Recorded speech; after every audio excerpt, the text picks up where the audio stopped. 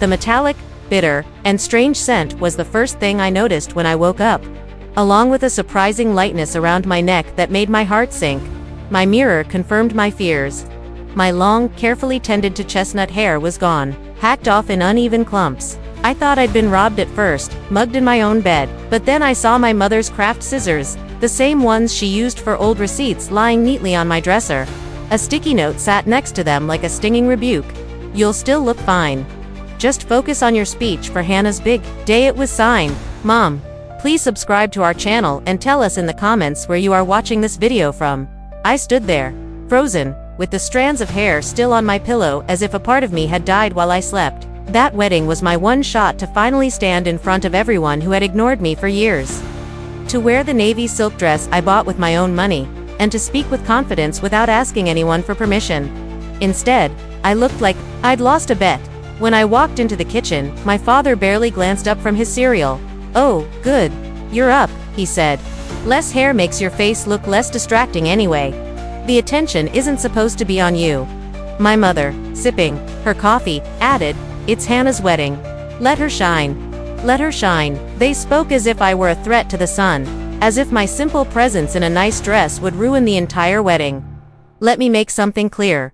I was the daughter they always managed, never the one they celebrated. Hannah got the designer clothes and violin lessons. I got hand-me-downs and lectures on being grateful. Hannah had a graduation trip to Paris. I was told to work weekends to save for college, which I did. I moved out at 19, worked 2 jobs, and still RSVP'd, yes, to the wedding, hoping it might be one of those rare family moments where competition wasn't a factor. Instead, they drugged my soothing tea with NyQuil, then cut my hair as I slept. My own parents did this. My roommate, Becca, rushed over in a panic when I called her, my voice trembling. She gasped when she saw me. "They did this to you on purpose." I just nodded. After a moment of silence, Becca pulled out her phone. "Okay, we're not going to the wedding like this. We're going to do something better." At first, I didn't want revenge. I just wanted distance. But when Becca helped me record a voice memo, something I never imagined I'd release, everything changed. I had made the recording weeks earlier, a simple habit I used to track small moments from my therapist. I had recordings of Mom saying I was a distraction after I posted a photo from a friend's bridal shower, and Dad telling me pretty girls ruin weddings with jealousy. At the time, they seemed like rude jabs, but listening back with Becca, it was a dark pattern. And then Becca said, "You know, there's a way to make them listen." That night, I made a decision. I would show up to the wedding, but not as they expected. I wouldn't wear the dress they mocked. I wouldn't deliver the speech they gave me for Hannah's toast. I would shred their script. And that would be just the beginning. I barely slept that night. Becca helped even out my hacked hair into a sleek, edgy bob. "You look like someone who's about to expose a family," she whispered as she styled the last strand. By morning, my plan was solid. I arrived at the sprawling vineyard estate before the chaos of the wedding day began.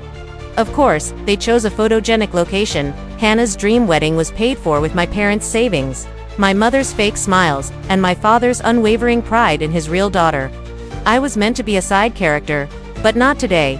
I had rehearsed the Hallmark nonsense speech about sisterhood and forever bonds.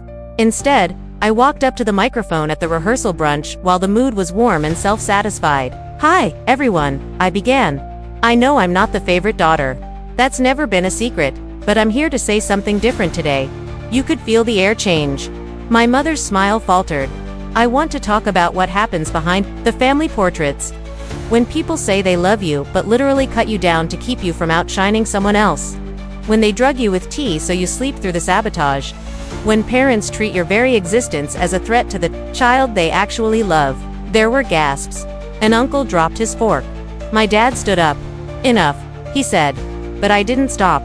"You don't get to rewrite who I am anymore. You don't get to trim me down, hide me, or pretend this didn't happen."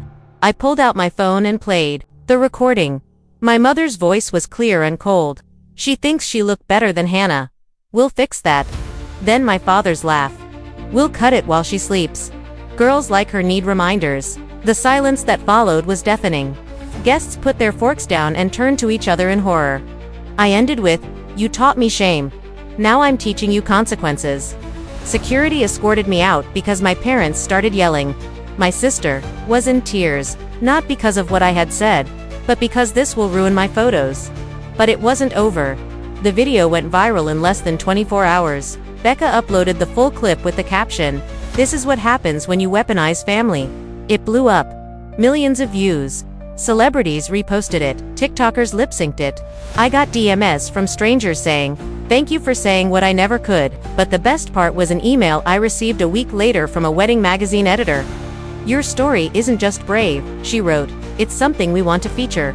How would you feel about a photo shoot, an article called The Uninvited Sister, Who Stole the Show?" I said yes. The photo shoot was everything my parents tried to steal from me. It was elegant, powerful, and unapologetically me. They did my makeup, styled my new hair, and wrapped me in gowns that shimmered louder than shame. That was the beginning of my second chapter. 3 months passed. My family still hadn't reached out to apologize or explain, but they didn't need to. The world had already turned its eyes on them. My video became a cultural moment. Talk shows debated it. Bloggers analyzed every word.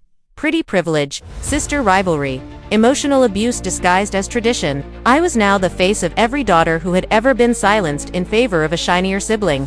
But I wasn't looking for fame. I wanted freedom, and I wanted to make sure they never silenced another girl again. It started with an email from a woman named Cynthia Ray, the CEO of a high-end fashion brand that specialized in rebranding damaged reputations through truth. Her daughter had been through something similar. She offered me a job, not just as a model, but as the creative director for a new campaign called You Can't Cut Power. Photo shoots, press tours, TEDx talk requests. I turned my pain into a purpose. Meanwhile, the fallout back home was predictable. Their suburban neighborhood turned cold. Wedding guests who had cheered for Hannah now avoided eye contact at the grocery store. The priest who officiated her ceremony told his church that she should have been the one asking for forgiveness, not validation. Even Hannah's new husband, Greg, who had stayed silent during the haircutting scandal, walked out 6 weeks after the wedding. Apparently, he found a box of printed Instagram comments his new bride had written under anonymous accounts, all attacking me online. She wasn't just complicit. She was obsessed, and now, she was alone. I wish I could say that made me feel better, but the truth is, I didn't care anymore. I was too busy building something they could never taint. The real revenge came when Cynthia made me an offer. "We're opening our first creative office in your hometown. Want to run it?" I laughed. "You're serious?" She nodded. "Imagine, same town, but this time you're the one people want to impress." So, I did it. We opened a sleek sunlit creative space right downtown on the same street my parents used to drag me past to get to my sister's piano recital. This time, it had a giant window decal that read, "Power cannot be cut."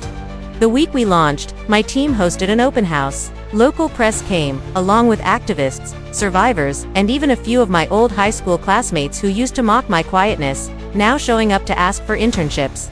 But the cherry on top was when my parents walked in, uninvited and unannounced. My mother wore oversized sunglasses.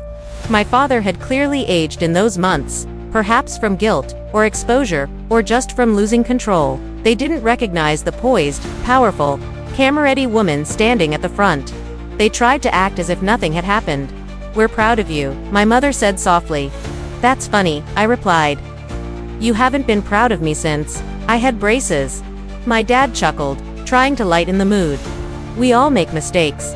Families heal, right?" I walked over to the front desk. "Would you like to leave a comment card?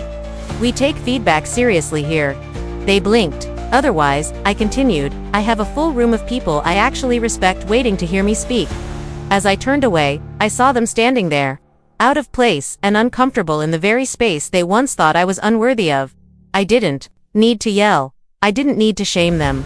The building, the people, the success that was louder than any insult. But as they walked out the glass doors, I called after them. "By the way, next time you try to cut down a daughter to elevate another, just remember, scissors dull, but some girls sharpen." They never came back, and I never needed them to. Because I had finally learned they didn't define my beauty. They didn't define my power, and they never, ever had the right to define my worth. Not with scissors, not with silence. Not ever again.